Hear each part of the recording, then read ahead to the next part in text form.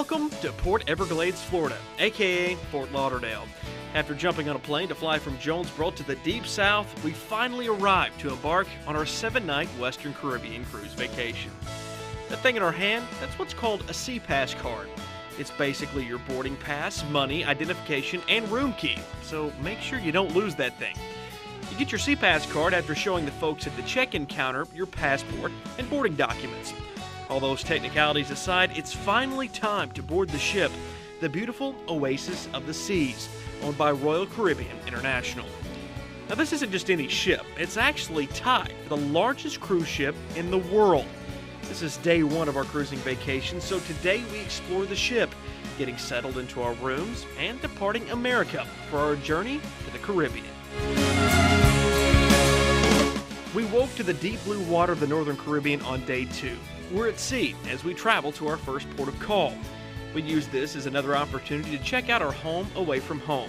It was also a day for the Welcome Aboard Parade and the magnificent Aqua Show at the only aqua theater at sea. Day 3 greeted us with a magnificent sunrise as we arrived in our first port of call, Labadee, Haiti. This is a private island owned by Royal Caribbean, so we would have the run of the place. On the island, you can use your Sea Pass card to make purchases, just like you can on the ship. We had the chance to take in the awesome water slide before heading back to the ship to have dinner. Oh, and by the way, have a go at the only surf simulator at sea. There's no rest for the vacationer. On day 4, we arrived at our second stop, the port of Falmouth, Jamaica. We didn't have time to stop in Falmouth as we took a shore excursion in the beautiful Dunn's River Falls and nearby Ocho Rios. The scenery was beautiful and the water blue on our journey. As we departed Ocho Rios, we had time for a little mini golf before taking a ride on the carousel and ending our evening with one of the only ice shows on a cruise ship. Day 5. We're at sea again, a rather calm day at sea, at least until the sun went down. This is the night the ship staff host a Royal Caribbean favorite, the Quest Game Show.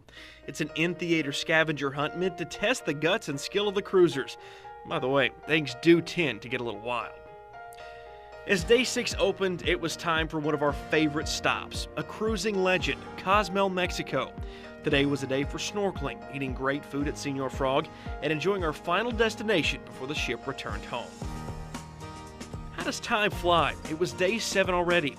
The ship is steaming at over 25 miles per hour, taking us home. We were able to fight back our tears long enough to have a great time. Yes, that is me with a microphone in my hand on the stage. At the end of the final night, you must have your bags packed and put outside your stateroom so they can be taken off the ship by the staff when you arrive back at your home port. This is the time that really sinks in. Your cruise is nearly over.